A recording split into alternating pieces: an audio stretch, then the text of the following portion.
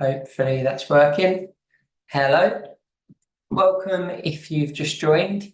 Thank you for joining on a Sunday to this YouTube live session. We're going to be looking at SUVAT, so part of the mechanics side of the A-level maths course. Do feel free to say hi in the chat and ask any questions or share answers as we go. Be lovely to hear from you guys as always. So yeah, we'll give it a minute or so. I'll just check I can see the chat. And people can message as we go along. As I said, we're going to be looking at SUVAT today, which some of you might also recognise from physics. It's very much a crossover topic from the mechanics side of the course. Hiya, welcome. Hi, good to hear from you, and feel free to ask any questions as we go. Let me know as well in the chat if you've done this before or if this is brand new, because it's always good to know if it's revision or it's the first time doing the topic. But as I said, some people will have seen this in physics, and if you're maybe doing physics A-level, you might have seen it in there as well. I'm not sure whereabouts it comes up on the physics GCSE course anymore, but this is definitely from the mechanics part of the A-level maths. So we're going to be looking at the topic of kinematics, but focusing more on SUVAT today. So it'd be lovely to hear from you in the chat, and I'll keep an eye on that as we go. Thanks to those saying hi, and obviously do feel free to share any questions and answers as we go along. Brilliant. Right, I'm going to make a start.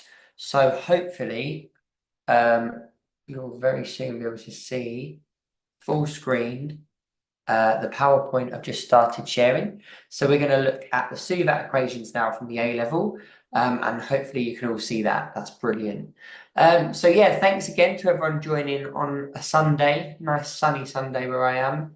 And we're going to look at SUVAT equations. So very much part of the mechanics side of the applied part of the course. So I'm Max. I'm the lead maths teacher at Snap Revise. I did my degree in maths a while ago, and I've been teaching A-level maths for the past eight years or so, and GCSE and below as well. And this topic that we're doing today has always been a real crucial part of the mechanics side of the course. So for some of you, it might be revision. For some people, you might be doing this from scratch. But what we're going to look at today is we're going to define and basically derive and define terms in the SUVAT equations and look at where they come from. So look at it from scratch and build it up, which is always good rather than learning loads of stuff by heart. And then actually use the SUVAT equations to solve problems. So we'll be looking at that today. We're not going to do particularly projectiles based questions and focus too heavily on gravity, although it does join to lots of other ideas. We're focusing really on the SUVAT equations, where they come from and how to use them. So do let me know if you've seen SUVAT before, or if this is just brand new to you. Either way, hopefully we'll be able to define it really clearly and work through some good exam problems. So we'll get straight on with it. To start with, I want to just look at a few important definitions. So displacement, just to define it, and do feel free to share your understanding in the chat, it's effectively distance from a point in a given direction. So it's distance, but it's a bit more specific because it's directed. So in a given direction.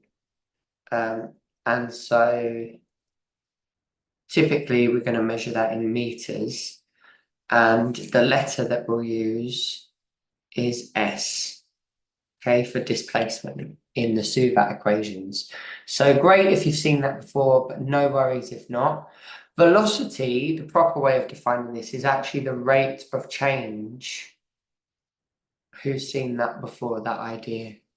Yeah, so it is speed in a given direction. That's a lovely way of defining it. And it does feel like that would follow on to explain it that way, which you absolutely can. Velocity is speed in a given direction. That's brilliant. What I'm going to also define it as is the rate of change of displacement with respect to time. So that's what a measure of speed is. It's how is the distance changing per bit of time, meters per second, kilometers per hour. The same for velocity, but it ties in with the idea of displacement. It has to be in a specific direction. So we're going to use the letter V for this, and this would be typically measured in like meters per second. And then acceleration, we're going to go a step further, and we're going to define this as the rate of change of velocity. So like, how is the speed changing per second? So rate of change of velocity, it's increasing by 2 meters per second every second. So 2 meters per second, or per second squared if you've seen it. So this would be acceleration, and would typically do it in meters per second squared. Who's seen that before? So let me know if that's clear. And another kind of key fundamental thing we see is also Newton's second law playing into a lot of these questions, which is F equals ma. Brilliant. Okay, cool. Excellent. That's good to hear. So this is the force, the resultant force on an object, like the net effect of what's happening, the resultant force is actually equivalent, it's equal to the mass of the object, not the weight, the mass, multiplied by the acceleration. And that tells us what the overall effect of what's happening will be. Okay, now just looking quickly at velocity time graphs, this is the velocity and this is time as this axis. Some key features we need to recognize, and they're going to help us derive the SUVAT equations, is that the gradient, so the steepness, is actually equal to, does anyone know what the gradient of a velocity time graph represents? And think about some of those definitions we used. A gradient is a rate of change, isn't it? And we're looking at how the velocity has changed over time, over a certain piece called, like, over a certain interval of time. How's the velocity changed? Absolutely right. Really well done. So that means that the gradient of a velocity time graph, gradients are rates of change, aren't they? That will actually equal the acceleration. Superb. And thank you for sharing that in the chat there. So well done if you recognize that. But if not, hopefully that makes sense to you, that the steepness of a velocity time graph is actually showing how the velocity is changing. So that was superb. So the word we give to how the velocity changes, the rate of change of velocity, is the acceleration. So that's actually what that feature of the graph shows. Now, if we look at this bit of motion up here, on a displacement or distance time graph, that would mean nothing was happening, it wasn't moving. However, on a velocity time graph, if it's stuck at this value here for a certain period of time, it's not actually stationary, it's moving, but more specifically, it's moving at a constant speed, or more correctly, constant velocity. It's at a fixed velocity for a little while, so it's sort of staying the same pace. And then here, what we've got going on is obviously like deceleration. So again, you can see that from the gradient. Now, there's another final kind of feature that's important here, and it's the area under the graph. And this is where this part of the course gets very linked to calculus, like, because we care about areas under graphs sometimes. They actually represent physical quantities. What does this represent? The area under a velocity time graph. Does anyone know what that's physically telling us? What does the area under that graph show? So this is a velocity time graph, but there's actually a value for the area underneath the line. And it's actually quite important. It actually gives us, yes, superb. So the area is actually the total displacement. Very well done. So the area under the graph equals the total displacement. Brilliant. Cool.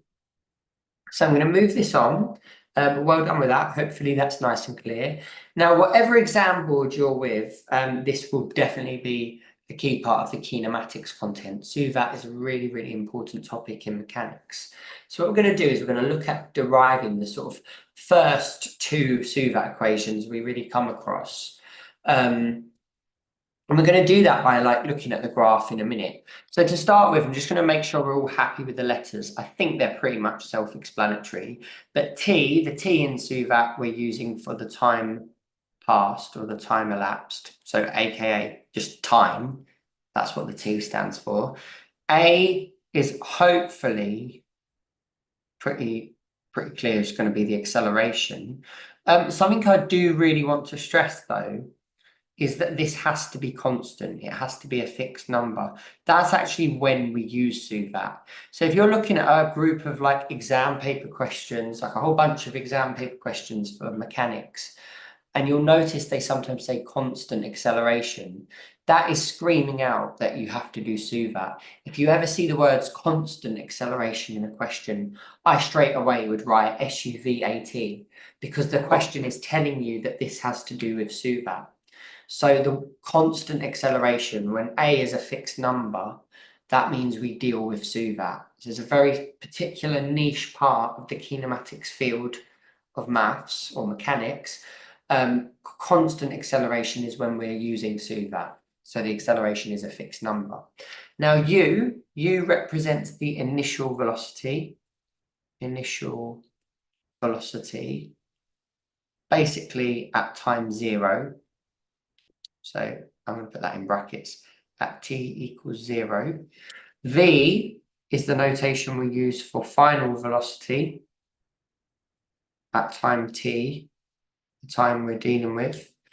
And then S is actually like the final displacement, like how far it's gone overall in that whole time. Final displacement, excellent. From the start to the finish. So I think that's hopefully clear. Now let's look at deriving the first two SUVAT equations. And we're actually going to use like a very generic graph here. So I think this is a really good way of bringing to like kind of life where the equations come from a very simple graph. So we have a velocity time graph here, and we can see that it has like a y-intercept. It doesn't go through the origin. And I'm going to pick a point, say for example here, and I'm going to call that italic t there, and it's going to be a value v on the y-axis. So let's call that coordinate t, comma v, just a generic point on the graph, okay? Now, what we've got is we've said a few things already. We've said that the gradient represents the acceleration. We've also said the area under the graph was really well pointed out, that represents the displacement. So I'm gonna park that for a minute and come back to that. But also you might recognize that we normally call this the y-intercept. In terms of the motion at time 0, this is the initial velocity. So we can actually call that u, okay? Because we have a name for the initial velocity, it's u, we give it that letter. And we said that the gradient represented what? The steepness of this, the rate of change of velocity, the gradient represents the what value? The rate of change of velocity with respect to time. The gradient was equal to the acceleration, which we're given the letter A. So the area under the displacement and the gradient was the acceleration, the steepness was the acceleration. Brilliant. So what we're going to do here is if we were to come up, no, that's right, that's all good, because we're going to use all of those features. But if I wanted to come up with the equation of a straight line, is everyone happy that usually that would be y equals mx plus c? So the y value is equal to the gradient times the x value plus the y-intercept. That's what that also stands for, the bog standard straight line graph. Now, if we relate that to the letters on here or the variables on here, well, the y value is effectively the v-axis, the final velocity. So we can replace that with v. Now, the y-intercept is u. So instead of plus c, we could write plus u. The gradient is a. And instead of x, we're calling the x-axis the t-axis. So we actually derive the SUVAT equation, v equals u plus at. That is literally like the equation of a straight line of a graph. Like y equals mx plus c, v equals u plus at. The final velocity is equal to the initial velocity plus the acceleration times time for however long it's been accelerating by that acceleration. That's how you get the final velocity. You take the initial velocity and you'd add on the amount of acceleration for how long it's been accelerating for, and that would give you the final velocity. And that defines the equation of this line, but also actually how those two variables behave with respect to each other. If the change in the velocity is going up in a constant sort of linear way, then the way you could work out the final velocity is to take the initial and add on the acceleration times the time it's been accelerating for. And that produces us a SUVAT equation that we use a lot. This is really worth knowing. And some of you might think, don't we get that in the formula book? Yeah, you may do, depending on the board. I think a lot of them do, but it's handy to know and understand where that comes from, so you don't have to keep referring to the formula book. That's one we should really know. And also, what we can do, going back to the area under the graph, we can derive another SUVAT equation looking at this area under the graph being equal to the displacement. Now, hopefully, everybody's happy that the area, if we take this generic shape here, this is a trapezium, and the parallel sides are the initial and final velocities. Does that make sense? So we're going to look at finding the area of this trapezium where the parallel sides we care about are the y values or the v values. So initial velocity and final velocity. And I want to come up with like a formula for the area in here. So let's have a little look at how we would do that, thinking of it as a trapezium. So what we know is we know the area of a trapezium is half the two parallel sides added up, u plus v, times the distance between them, which is t. Okay, that's the area of a trapezium. Now, if we connect that to the displacement, which is what it equals, s equals u plus v over 2 times t.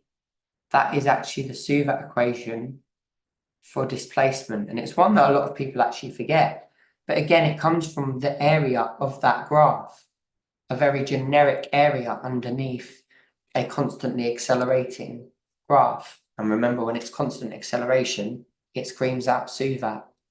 So hopefully that's nice and clear. What we'll do is we'll go and look at using those SUVAT equations now. So I'm going to just push this on. So for example, let's look at an actual problem and then we'll do some past paper questions. Find the distance traveled by a car as it accelerates from a velocity of 5 meters per second to 20 meters per second over 8 seconds.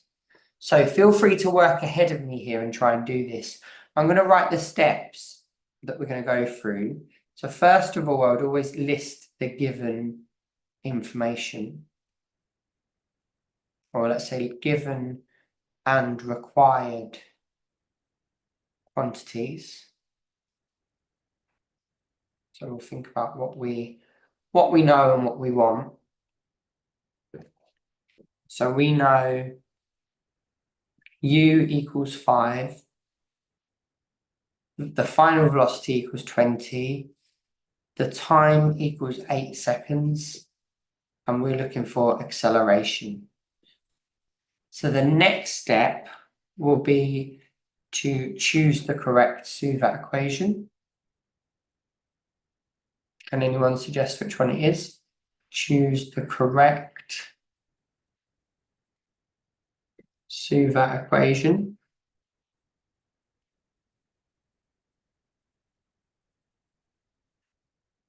So what is the correct SUVAT equation that involves u, v, a, and t? Well, it's one we just derived, which is v equals u plus at.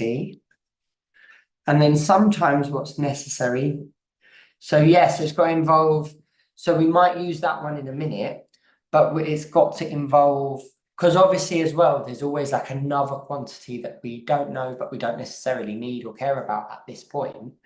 But it has got to involve the one like we're looking for. So what's annoying about this though, is it still does require us a lot of the time to do an extra step of rearranging. So I'm going to write that as the next step here. Rearrange in order to make the missing quantity, the subject. I hope that makes sense, but I'll show you what I mean. But yeah, well done, and thank you for those writing in the chat, because it's sometimes a bit hard to write these formulae in as well. Quantity is the subject. Sorry, let's say the actual quantity that we're looking for. So for this, if we were to rearrange v equals u plus at to make a the subject, v minus u equals at. So that means that a equals v minus u divided by time. Now I actually want to pause you here and think about what we already know. This makes sense. Although this is just a rearrangement of this, think about what this is saying. The change in speed over time is the acceleration. That's exactly how we defined acceleration. The rate of change of speed or velocity, with respect to time. That's a gradient, change of y over change of x, change of speed over time, meters per second, displacement per time. Velocity per time, so meters per second squared. So this is a rate of change. And then, obviously, the final bit here is to actually sub in and solve. Like the actual bit now is just do the question. So substitute and solve. So if we now sub in the values, we can say that A is equal to 20 minus 5, because that's how much the velocity is changed by, per 8 seconds. So 15 over 8. So that's about 1.88 meters per second squared. Or sometimes we might prefer to write ms to the power minus 2 meters per second squared. So that was great. So let's have a little look. So just as a quick little checkpoint, and then we'll do as a little follow-up an exam question of that. Just let me know 1, 2, or 3 roughly how you're feeling with that, and be honest. And then we'll do more practice with some of the other SUVAT equations as well, because sometimes it feels quite intimidating when there's loads of equations buzzing about. So let me know how you feel, and then we're going to move on to an exam paper question of this. Thank you again for questions and answers in the chat. It really does help the sort of flow of what we're going through. Brilliant. So hopefully that's nice and clear and making sense. So what we'll do is we'll no worries. It's still easy to trip up now and then, especially when you get all the SUVAT equations. So don't worry if you're not 100% still. Let's have a little look at this one then. So this one says a lift is traveling upwards and accelerating uniformly. So that in itself tells you in the question, this is a SUVAT question because they've talked about uniform acceleration. So that's a real kind of exam technique prompt. So during a 5-second period, so that's time, isn't it? They've told you t. It travels 16 meters, that's displacement, isn't it? And the lift increases from here to here. So the speed or the velocity, they've told us the initial, which we're trying to find, and the final. So let's think about if we list what we know and what we don't know. We know t is 5, s is 16, v is 4.2, and u is what we're looking for. Okay, so this doesn't involve a. So this is not v equals u plus at. This is actually the one we mentioned in the chat earlier, which is s equals u plus v over 2 times t. Problem is, again, that's not in a very useful way round. So we might want to rearrange that. You could put the numbers in, then rearrange, or we could rearrange it algebraically. But do feel free to do this like ahead of me now, if you know what to do. I'm just going to show you how we could rearrange this. So you could times up by 2 and then divide by t. So we could say that 2s equals u plus v times t, divide by t, and you'd get 2s over t equals u plus v. And we're actually looking for u, aren't we? So then we'd minus off v. So we could go minus v equals u. and we could just plug the numbers straight into there. Okay, so if we did that, we would get 2 times 16 over 5 minus 4.2, and that comes out as 2.2 meters per second. Now I just want to check, and this is something I encourage all the time, is that we sense check the answer. Yeah, excellent, absolutely right. Yes, it would be, well done. And you might have subbed in and then rearranged, or you might have done it a bit of both, or you might have rearranged and subbed in, but absolutely right, the answer is 2.2, so very well done if you got that. And that's excellent, nice, clear, confidence, very exact. So that's great. And what I was saying is to sense check it. Look at, all I would suggest in an exam, always be sense checking. Look at the number and look back at the question just very briefly and think, could that be a sensible answer? Does that make sense? Well, it's increased from 2.2 to 4.2. Yeah, so that's definitely increased. You got an answer of like 8, that would be wrong, because then it hasn't increased, it's decreased. So that's what I mean, is when you get your answer, look at it and go, does that feel valid? Like, if I was to even guess or just make up a number, would that be in the right sort of figure? Yes. Okay, so then we can move on quite confidently. Now, part B is asking us to find the acceleration. So this time, if we list the information, we've got t is still 5, v is 4.2. We do know s is 16. We also know u is 2.2. And we're looking for a. So this time we're going to use the SUVAT v equals u plus at. There might be other options on how you could do this question, but I think this is the most logical way of doing it off the back of what we've just done. So remember that if we want acceleration on its own, and you rearrange that equation, it's v minus u over t, which makes sense, change of velocity over time. So we sub these values in, that would be 4.2 minus 2.2 over 5. And what is that? Is that 2/5? Is that what we make that? So 0.4. Do we agree?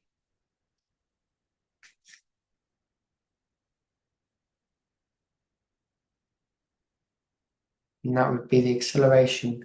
That would be how the meters per second are changing every second. That's how the speed is changing, or the velocity is changing. Good, lovely. Okay, so what we'll do is we'll move swiftly on to deriving a few more SUVAT equations. So these are the two we've already got. So these are like pillars of what we already know and what we already have kind of banked. We know this, okay? We know these two. I'm going to use them to define more SUVAT equations. So like I said, you might be given SUVAT equations in the exams, but it's really handy if we kind of can come up with them from scratch if we need to. So using these two that we've previously defined from the graphs, let's think about how we can kind of combine them. So what I'm going to do is, if I think about this one, s equals u plus v over 2 times t, I actually know now that I could replace v with this. So I could actually like rewrite v as another u plus at, because I can just slot that as v. Does that make sense so far? So I'm kind of combining the two equations. I'm saying u plus v over 2 times t is s, but v can also be written as this. So if I put that in there, it gets it without the v. I've like substituted the v in as u plus at, and then I just look to tidy that up. So then that would tell me that s is equal to 2u plus at over 2 times t. Okay, and in other words, that is equal to, well, 2u divided by 2, and remember it's all going to be times by t. That would be 2u over 2 is u times t is ut. And then AT times T over 2 is a half AT squared, or AT squared over 2. So we've derived the SUVAT equation UT plus a half AT squared. Okay, that might be another one you guys have seen before. So that just came from subbing one into the other and then tidying up. Now, in a very, very similar way, off the back of that, I don't know if you'd have seen this derivation before, you could also have realized that U is equal to V minus AT if you rearranged it. And if you sub that in here, S equals to V minus AT T plus half AT squared, and you expand and tidy up, you get S equals VT minus a half AT squared. And that's even another SUVAT equation that you could have defined. Okay, so you've got these two. I think people recognize this one a lot quicker, but they're both SUVAT equations. And guys, if you're kind of thinking, what are we doing here? Like, why are we just playing around with letters and creating other equations and coming up with a whole jumble of different equations? What it does is, although you've got SUVAT, 5 different unknowns or variables or things that we're trying to calculate, in the question, you're typically given 3 and asked to find a fourth. So that we have every combination of those letters, that's why we need all these different SUVAT equations, because depending on what we're told, we have to use it, it kind of lends us towards a different equation. So that's why we're trying to derive them all. Now here, what we're going to do on this side here is we know that T is equal to V minus U over A. So that sort of tells us that S equals, if we plug that into this, displacement equals U plus V over 2.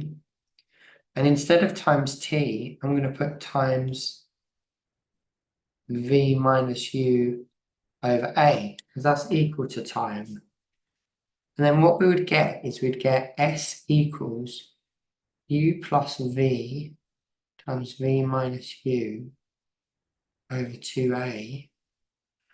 And if we rearrange, because that's the difference, 2 squares, U squared minus V squared over 2A, times up by 2A, we get 2AS equals U squared minus V squared. And you guys might recognize this more commonly as V squared equals U squared minus 2AS. That's another sort of famous SUVAT equation we've just defined, or derived rather. That's another one we can use. So what I'm going to do is I'm going to go on to, again, a couple of exam style questions in a minute, see how we get on with this. But let's just consolidate and work out which one we would use here.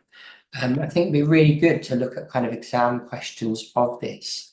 So if I just move this on, here we go. So good question to read through and pick out the key things. So it says a 75 kilogram skydiver initially falling 80 meters per second deploys their parachute, and they find a constant resistive force of 1,000 newtons. Calculate the time it takes the skydiver to fall 900 meters after deploying the parachute. Okay, now this is weird because this involves actually a little bit of Newton's laws as well. If we think about what's actually happening, because this catches a lot of people out, this kind of question. Now the skydiver's weight is 75 G, 75 times gravity, and the resistance is 1,000 newtons. Okay, so the resultant force F is equal to the weight downwards times gravity minus the resistive forces, and that needs to equal mass times acceleration. Now, if that's the forwards direction, the acceleration is actually, that's actually going to be, if we work this out, 75 times 9.8 minus 1,000, that comes out as minus 264.25. Just going to pause and check everyone's happy with what I've just done there. I've just used Newton's second law to work out the resultant force. I actually haven't fully used Newton's second law yet. I've just done the resultant force by resolving downwards minus the upwards force. And I've got minus 264.25. So that's the resultant force. Now I know F equals ma. So that means that A is equal to the resultant force divided by M. So if we do that, A is equal to minus 264.25 divided by the mass, not the weight, 75. That comes out as minus 3.923 meters per second squared. Now, what I just want to talk about here, because I do keep saying to sense checking, some people aren't happy with this minus. They'll go, that's a bit weird for acceleration. Let's think about what's actually happening here. When the skydiver is falling, they're accelerating towards the ground. But when they actually deploy their parachute, the acceleration is actually gone the other way, because the force upwards of the wind going into the parachute, which is 1,000, is actually bigger than their weight pulling it down. So whilst they're falling downwards, they're accelerating up, which is effectively coming across as deceleration. Does that make sense to people? So the acceleration is negative because it's actually going against the direction of gravity once the parachute is opened. And I used to get really confused, like as a kid when I watched, you know, if you see videos of people with a parachute, I always used to think they went up, you know, like when you see them falling, they pull the parachute and it looks like they go back up. But what's actually happening is they've just slowed down. They don't actually go up. What's happening is the cameraman is just falling quicker. So it looks like they've gone upwards, but they've just slowed down really quick. The acceleration is upwards, but the effect of it is making them slow down, really like quickly slow down. So this is deceleration. That's what this is showing. The effect of the acceleration is the opposite direction of gravity. Okay, so that number does look about right. Okay, and if we now put that into what we're working out, A equals minus, sorry, I think it's minus 3.523, minus 3.523. U is 80. V, we don't care about and we don't know. We do know that S is 900 and we're looking for T.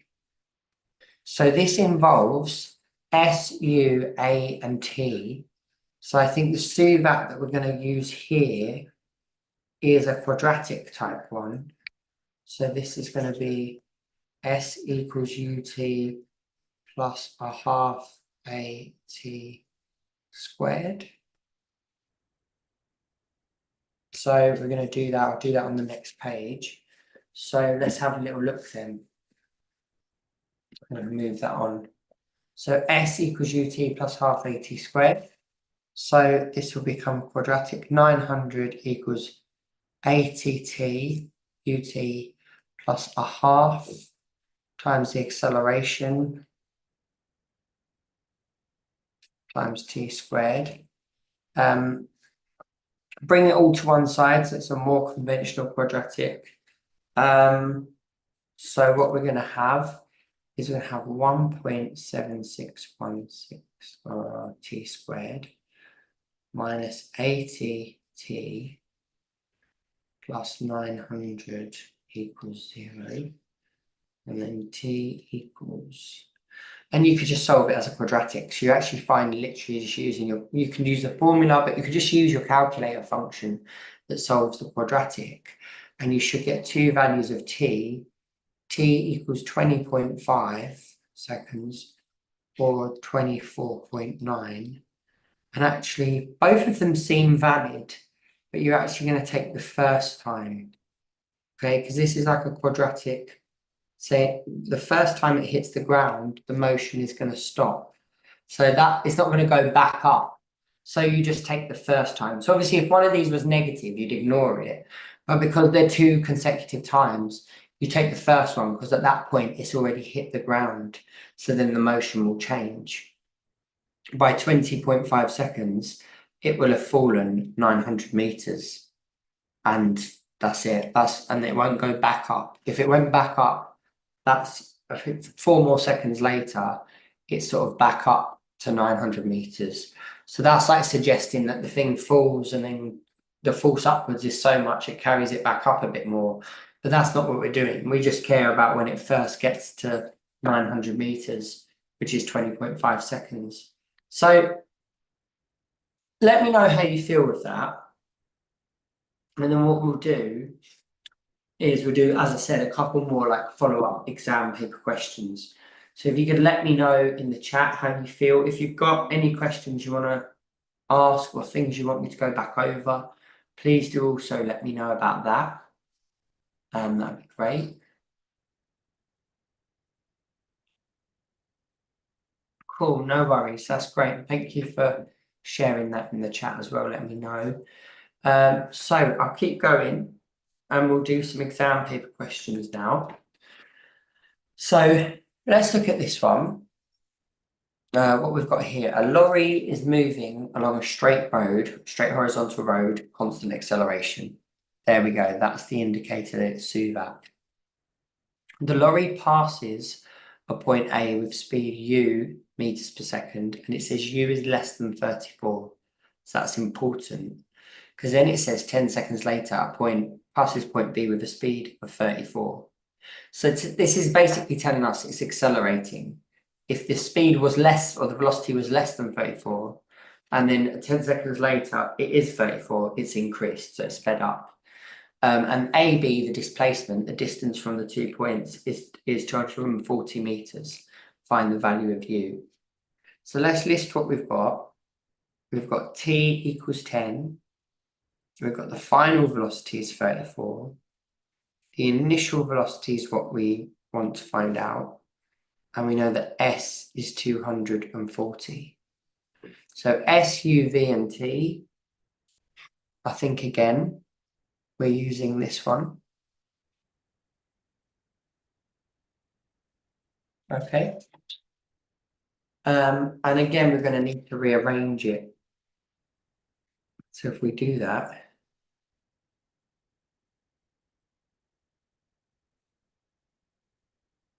and for these values, that would be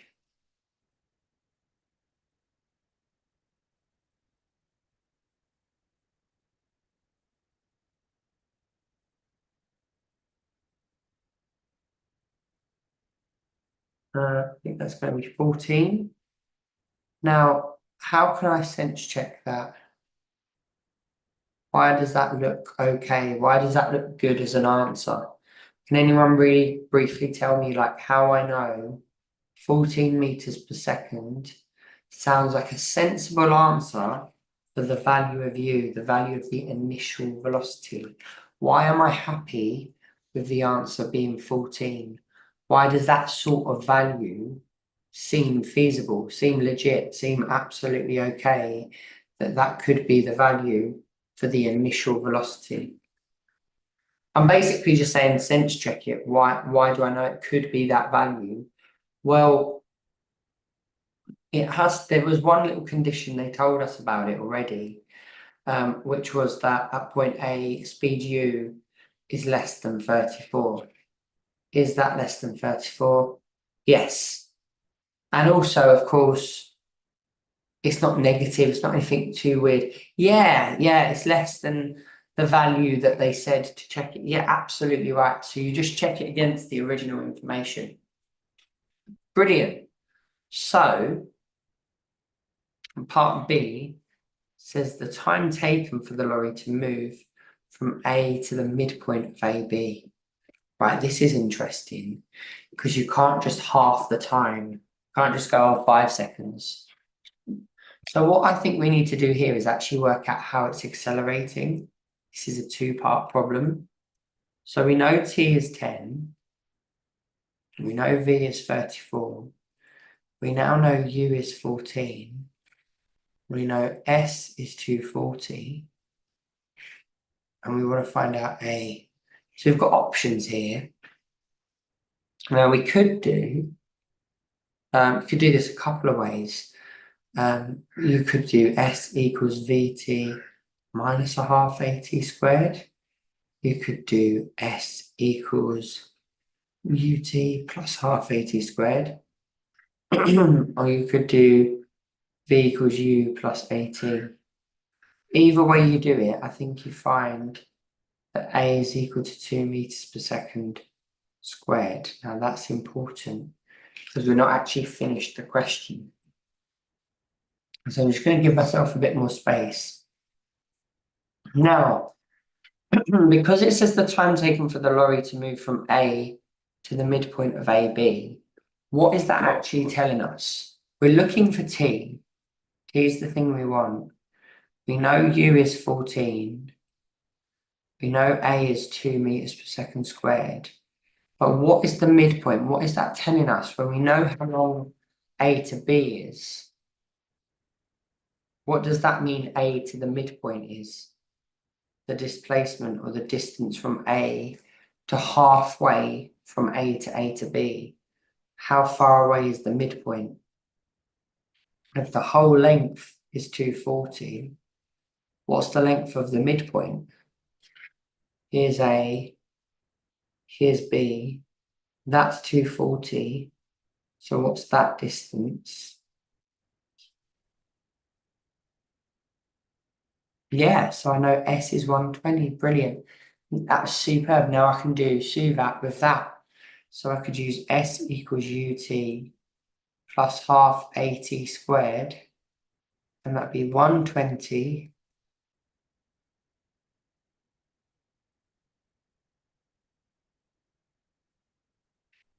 and that gives us, if we rearrange it, T squared plus 14T minus 120 is 0. This does actually factorize nicely. You get T plus 20 and T minus 6. So T equals minus 20 or T equals 6. So which one do we ignore?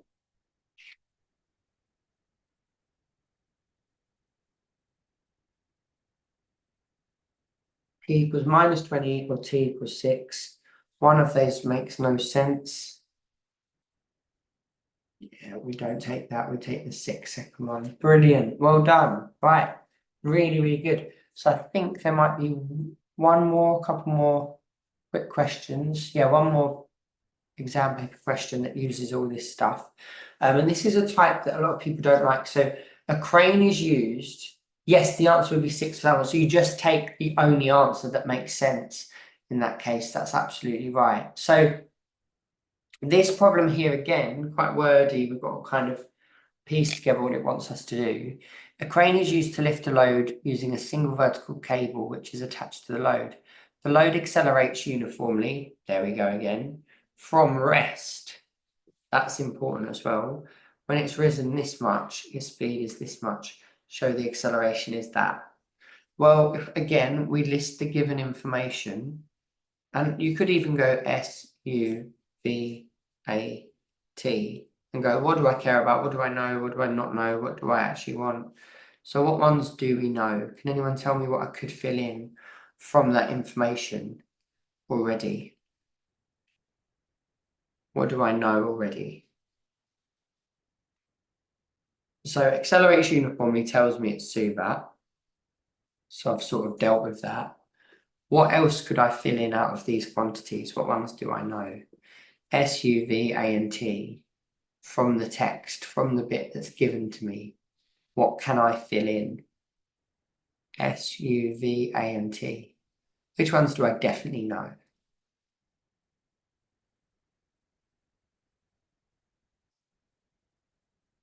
So it is obviously in a bit of a context. But we've got SUVAT, and I want to kind of put any that I know, or even like, what am I looking for? So it's asked me to show the acceleration is this. So I'm kind of looking for A. U is 0, really good. That was a really important one I was hoping people would pick up on. From rest tells us the initial velocity is 0. A lot of people like miss that because it's just very subtle. Very good. That was the most important one I was hoping we'd see. So U is 0, A is what we're looking for. It says when it has risen 0.9 meters. So I'd say that would be the displacement. That's a distance or a length, 0.9. And SU, what else do I know? And V is 0.6. So that's it. They're the sort of four we need to worry about. Yeah, lovely. Well done. So A equals V squared minus U squared over 2S.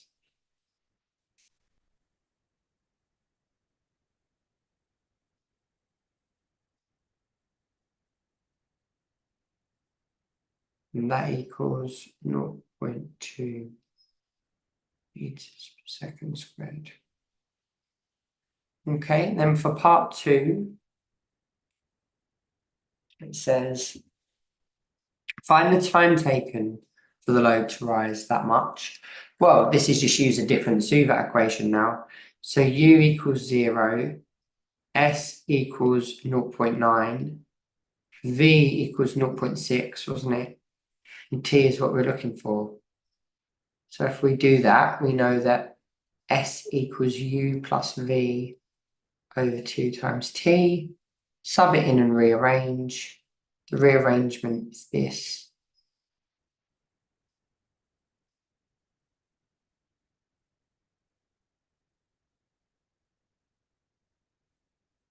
And I believe that comes out as 3 seconds.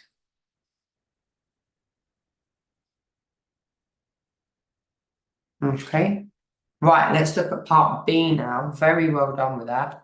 So part B, it says, given that the mass of the load is 800, superb, find the tension in the cable while the load is accelerating. I know I used to not like these questions, especially when I was in sort of year 12 and 13. I think, oh, I just need to visualize what's going on. So let's look at what's happening. Now, remember, the force is actually the weight. Welcome if you're just joining. And I'm just going to wrap this question up and I'll be able to review everything. So 800 G, it's not 800 grams, it's 800 times gravity. And then the lift cable, we have the tension sort of pulling against it. Okay, so this is going to involve Newton's second law, this one. So welcome if you're just joining here. We're just going to quickly work through part B of this question. Now, we have actually just worked out, even though it was a show that the acceleration is 0.2. And I don't know if we're happy with this, but on a diagram, you choose a double-headed arrow to represent acceleration, and it's 0.2. Oh, sorry. So we're actually, it's accelerating upwards, isn't it? So it's actually going this way because the lift is rising. So it's 0.2 meters per second squared. Okay, so double-headed arrow. Now, using Newton's second law, F equals ma, the resultant force, which is what we're trying to find, is equal to the mass times the acceleration, which is 160 newtons. So we've worked out the resultant force is 160. Okay, now if we look at what's going on here, okay, the tension, we know the resultant force must be the tension minus 800 G, and that needs to equal 160. So if you do 800 times 9.8 plus 160, you'll get the tension needed.